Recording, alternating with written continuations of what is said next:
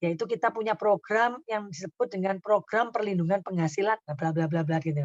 Nah, langsung Anda cuma program 5P atau apa, atau rekening smart saving atau apapun, bagaimana kalau kita ketemu langsung Anda lihat, alinea ketiga langsung Anda sebutkan.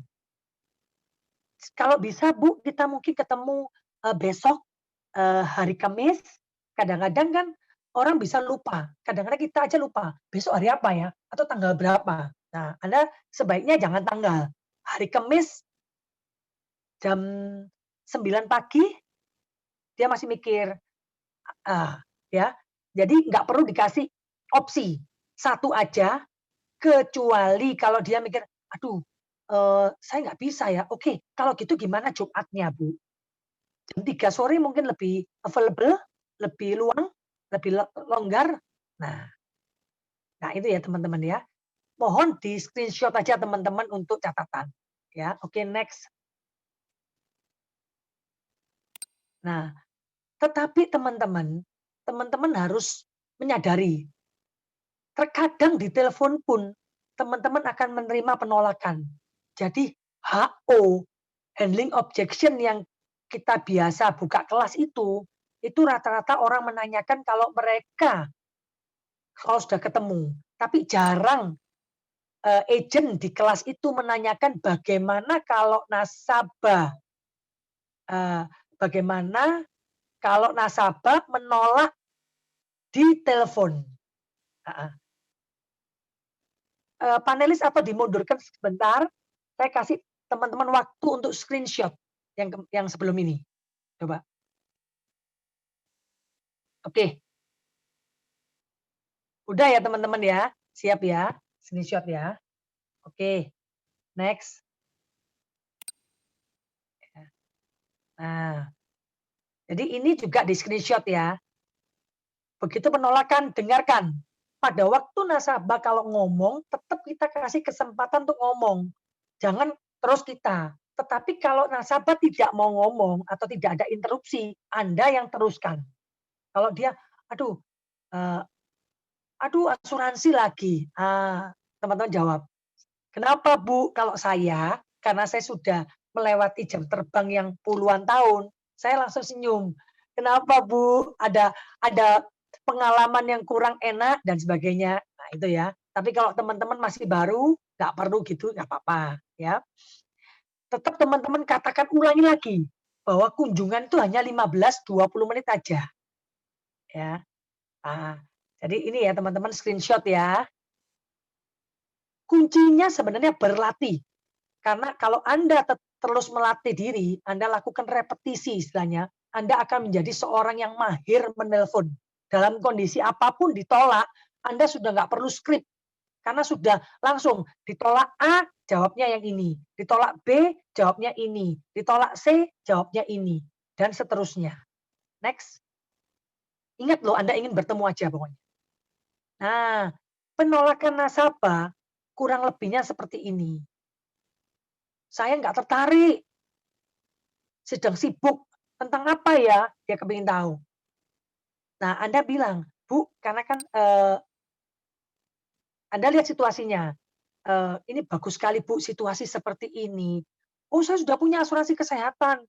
"Belum kita ngomong situasi seperti ini kan rawan." "Wah saya sudah punya." "Betul Bu, saya setuju sekali. Semua orang punya. Bahkan semua penduduk Indonesia sudah sadar yang namanya BPJS." Nah, ada satu hal yang, eee, orang mungkin nggak sempat periksa, apakah manfaat yang Ibu punya sudah sesuai dengan kondisi saat ini? Maksudnya, nah untuk itulah Bu, kalau Ibu eee, tidak terlalu sibuk, apakah bisa? Jangan kalau Ibu santai, Ibu nganggur, karena dia tuh menghina. Kalau Ibu ada waktu lowong 20 menit aja, mungkin saya bisa menjelaskan. Ibu nggak ada kewajiban apa-apa, Bu. Saya hanya sekedar sharing, saya tinggalkan, saya punya, bahan penjelasannya.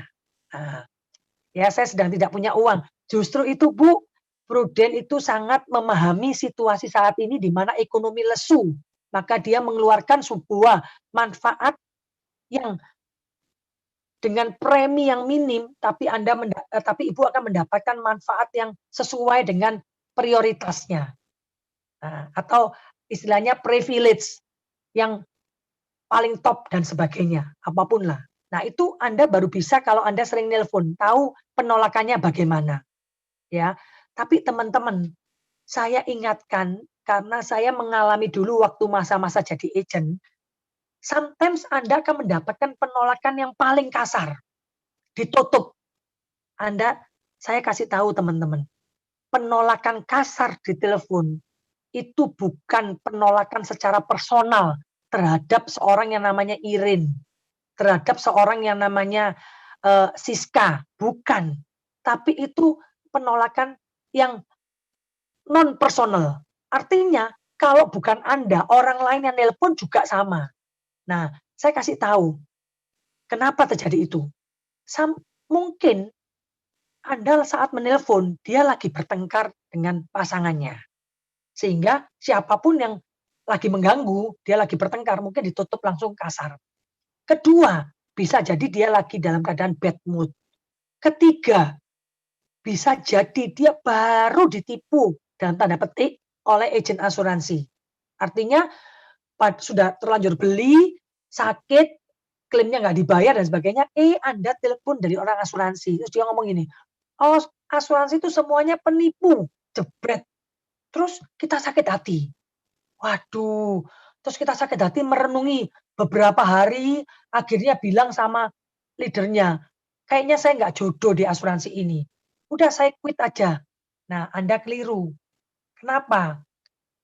Anak saya pun pernah mengalami.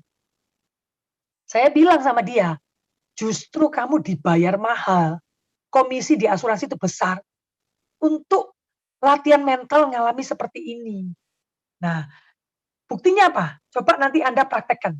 Selang sebulan, 2 bulan lagi, Anda telepon orang yang sama, Anda akan mendapatkan reaksi yang berbeda. Karena saya sudah pernah mengalami banyak seperti itu. Teman-teman, pada waktu orang itu sebenarnya dengan kasar nutup telepon Anda, dan pada waktu kesadarannya dia udah kembali normal, dia nyesel kok. Karena saya sendiri juga terkadang melakukan itu kepada orang marketing yang lain. Dan yang kedua, Anda perlu menetralisir diri Anda dengan katakan gini, "It's okay lah, dia marah-marah. Toh saya juga nggak kenal dia kok. Emangnya gua peduliin. Toh dia juga nggak lihat wajah saya kok, saya juga nggak bisa lihat wajah dia kok." Ya udah, Anda perlu kalau sudah mengalami kejadian seperti itu, jangan Anda lanjutkan dengan menelpon. Rehat dulu, istirahat dulu. Misalnya kita udah tetapkan waktu 1 jam untuk nelpon. Baru menit ke-30 kita udah ngalami tekanan yang begitu besar. Anda harus stop dulu. Stop dulu, cari refreshing, kalau lagi di rumah, santai dulu, setel musik atau apa, baca, sampai Anda cooling down. Emosi Anda sampai di state yang netral, baru Anda boleh melanjutkan. Kalau enggak, ngefek, rasanya kayak sialnya bertubi-tubi. Udah digitu kan, coba telepon lagi kan, semangat 45, ngalami gitu. Terus Anda sendiri bekas kita kalau habis, eee, emosi, itu nada suara kita nggak terkontrol, gemeter gitu. Terus adrenalinnya makin ngucur, jadi gitu. Nah, ini nggak bagus ya, paham ya? Terus next. Nah, ini teman-teman